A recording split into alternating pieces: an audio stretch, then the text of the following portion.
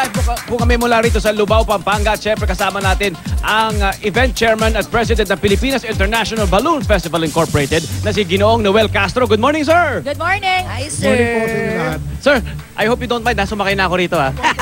Nangunguna ka, nangunguna lang. Okay. Sir, may tanong tayo. Paano po ba pinapalipad ang hot air balloon gamit ang apoy? Okay, ang principle po kasi, hot air is lighter than cold air. So kung bibigyan natin ng hot air inside, so magli-lift po ang envelope. So you fly. Oh, ganun pala yun. Yung mga sumasakit po kanina ko tunay, pero ano po yung tamang posisyon at saan dapat humahawak? Okay. Tama po. Basta ano lang po, wag po kayong masyadong sa labas. Yung katawan nyo po has to be inside the balloon, of course. At meron naman po mga grips sa loob. You can hold on the grips, especially during landing. Meron po mga grips dyan sa loob. Ayun. Meron nakikita. Para siya yung lubid po na makapal, na matibay. Nandito Yung po. pala yun. Sir, sino ba usually yung mga pwedeng sumakay? Anyone ba? Pwede sumakay? Any age? Meron ba mga conditions na dapat iwasan? Of course po, dapat hindi masyadong yung mga bata. Baka po kasi may lumundag or whatever.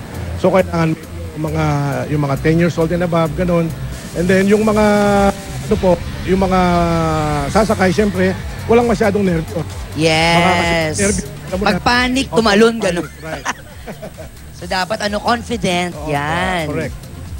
So, sir, ano po ba yung parts ng ng balloon? Ito po, we know this is the balloon mismo. Yan po yung envelope. Envelope. Yeah. And then ito po yung burner.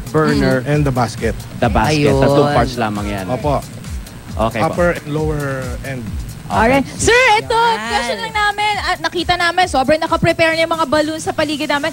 Oras na ba para paakyatan sila? Pwede ba namin makita line? Opo. Yan po. Ayan na. Isa-isa na po sila lumilipad. Yes. Because, we want to fly na yung medyo malamig pa po yung panahon. Saka tama po yung hangin.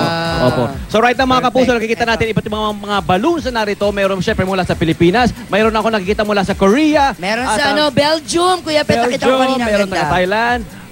Japan. France, ayan. Ayun. Spain, meron Of course, sa din. Philippines po, ayan, SM Balloon. Ito po yung ating balloons from the Philippines also to PCSO. And sir, napansin ko hindi lang hot air, ha? Meron din parang mga lumilipad na mga solo, parang flyers. Ano bang tawag sa... Paraglider po. Paraglider, okay. So ito na sila. Nakita na natin. Ayan, may dalawa na nakalipad. Ay! Ay, nagre-ready pa rin. Napakataas Nagre-ready ang nila, Philippines, Okay. So Bubay, hanggang kailan nga ito? Ay nako, ang kanilang Balloon Fest ay mangyayari hanggang sa darating na Sunday. Kaya pumunta na kayo dito sa Lubao, Pampanga. 200 pesos lang naman po yung entrance fee. Opo, mura-mura lamang. Okay. Naku, exciting yan. So mga kapuso, kung wala kayong gagawin over the weekend, ayan, punta na po kayo. Dito lang yan sa Lubao, Pampanga. Back to studio! Ayan. Congratulations, sir.